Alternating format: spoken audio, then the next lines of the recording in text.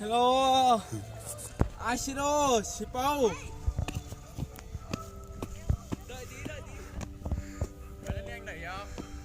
Có chơi công việc rồi đi ơi.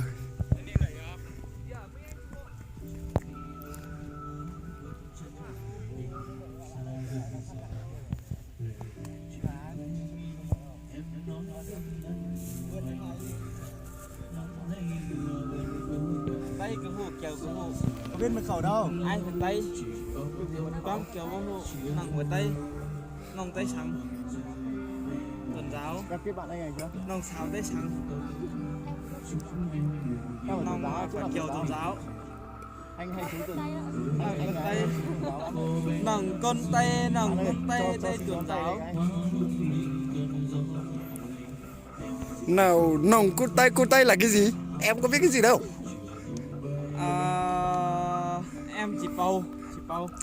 Chị Pau là cái gì cơ? Phô là gì anh? Em chỉ bầu. Nói đi còn biết đường đấy chứ. Facebook đâu nhỉ? Bạn ơi, mấy bạn không Facebook à? Hóa ra là có hẹn ở trên này. Bóc nào, bóc cái mũ nào. Sáng bên này quay chứ. Để anh tổng. Còn lên không đây?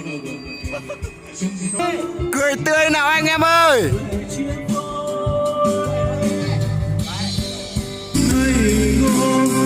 Đợi chờ ai, đợi chờ ai, bên kia sông buồn mây trắng êm trôi, bao năm hẹn để em có luôn thôi, mình hãy ngồi lại với nhau đi, chuyện trò một chút hay, dòng thời gian vô tình người mang nơi đó anh chờ em.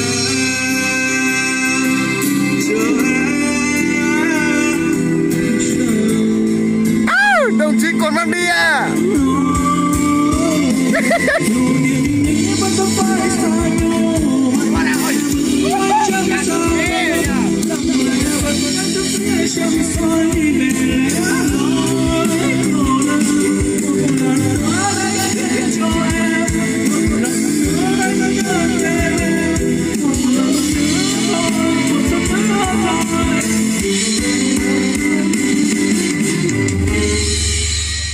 Sao em vô tình anh quá em ơi,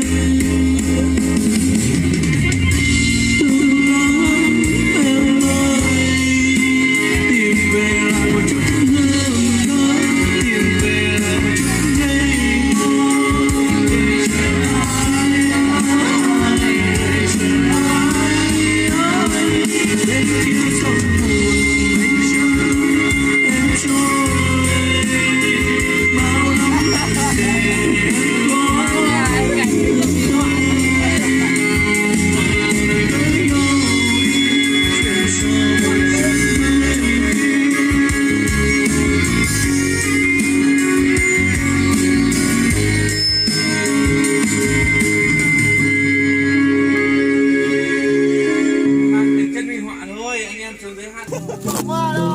Em ơi, nhìn đây nào. Để còn để pin nữa. Để pin anh. Số. Đây để pin đấy anh ăn bia thì để ngoài. Bắt đi đẹp trai nhá hôm nay ấy. Duyên số thì rằng đó chỉ là chuyện hư vô. Lý do chia tay em có biết không? Vì em không yêu anh như anh yêu em, vì em xem anh chỉ là nhân thời, người mới chẳng như ai.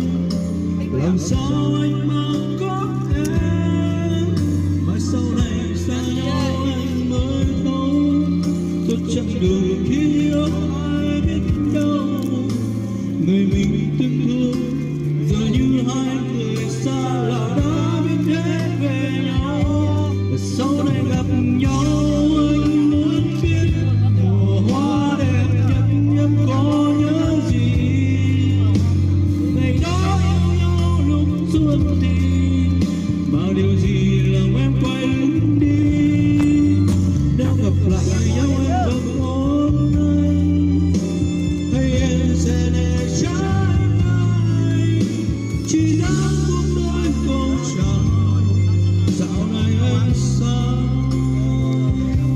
nó nào cũng khỏi tua bị nó chị nó nào bị mua xí nó lò dậy cơn gầu nữa chẳng có gì nữa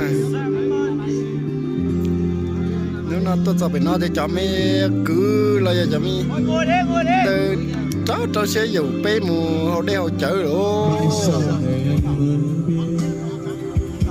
người đâu không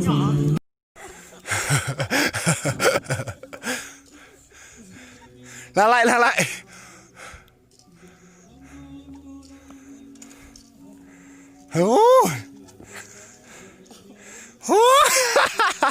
càng không hay đâu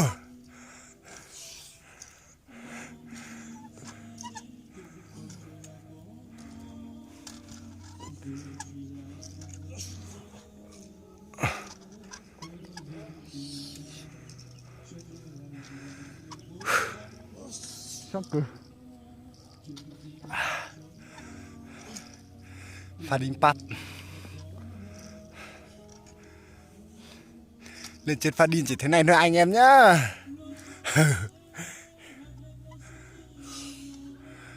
đây là đồng chí Quần Văn Đi đấy là như kiểu bên đấy nào bây giờ mẹ yếu thế có lòng được đâu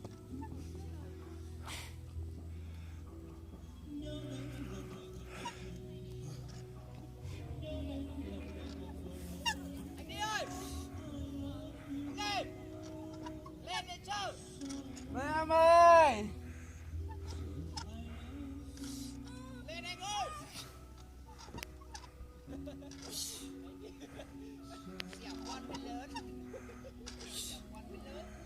ấy hay chưa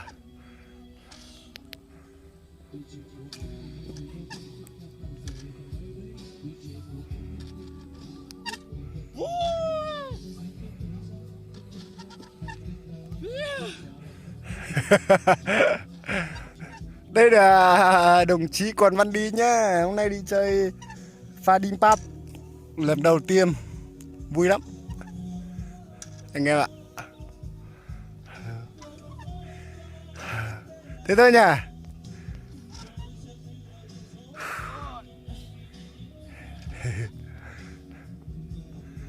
Thôi xin chào anh em nhé, thế thôi.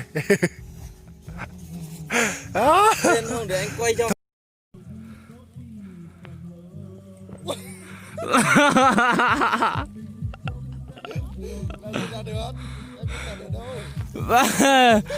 Đẹp cái luôn đây kìa. Lúc nào mua sư về Điện Biên đó. Cái này là hay bảo là thế nào nhỉ? Cái này là người Mông ấy bảo là cái gì ấy, không biết được. Nhưng mà người ta thường bảo là pha đinh bắp nhá. Em lên đây để anh quay cho. Anh quay thì anh làm gì biết nói tiếng Mông của em. Đúng không? Hello, xin chào anh em nhé. Hôm nay là đồng chí Quần Văn Đi lên vị trí chủ lễ.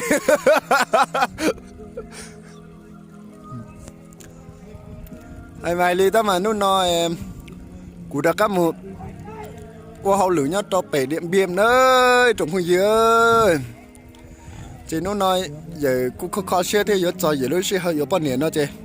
Thì khó xe giờ cho ít tôi xin là nó là gì cần cầu đó. Lạnh chị khó xe khó lên đó chị bảo cao quá chị nó nói ít thôi. Say tê tê chờ lấy tê tê chơi là bữa chừng hay nhoi khó chị đốt hoa xe thế là nhau lên lại chị nó nói cực khổng mua xe hở chị tua thay video ở xí là giờ ít tua say tê tê chờ nó xí nữa thì tin nó bốn lần nhiều tới khó chơi là gì hết giống gồng gồng xin nữa.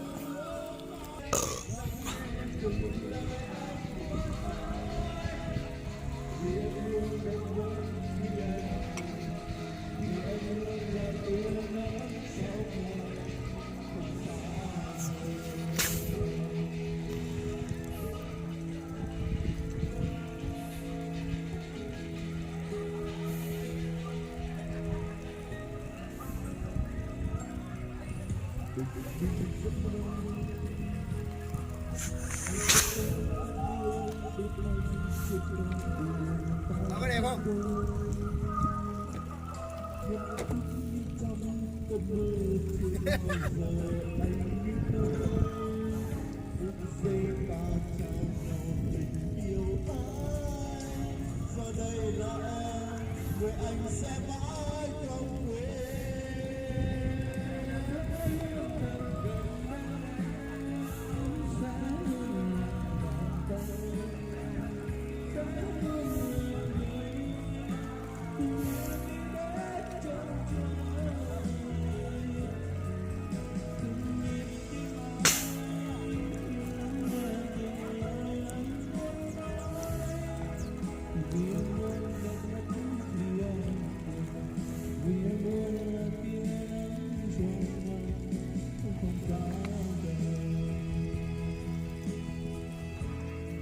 Bên này nào.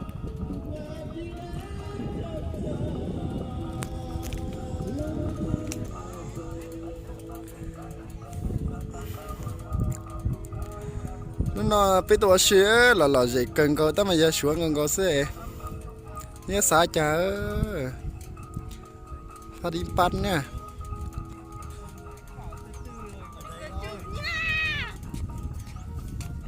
Nãy vịt mát nha. Xin chào đi. Nói gì không? Nói gì đi á? Hôm nay đi đâu? Đây, gặp các em này. Ôi trời. Đây gặp các em mà đổi mũ thế này đi. Nói gì đi cho nó vui vui tí đúng không? Đúng không? Đây hàng cho nhá. Đây chuyên quay phim phải thế này anh bắt đi ạ. Quả là chuyên quay phim phải thế này, nó anh phải dừng như thế này nó mới đẹp được. Đúng không? Người ta còn trẻ còn đẹp thì nó rất đẹp hơn rồi. Nói ra gì? Nó lời một lần go bé chỉ một lần go chế bé một hậu đây hậu chạy xin lỗi anh đây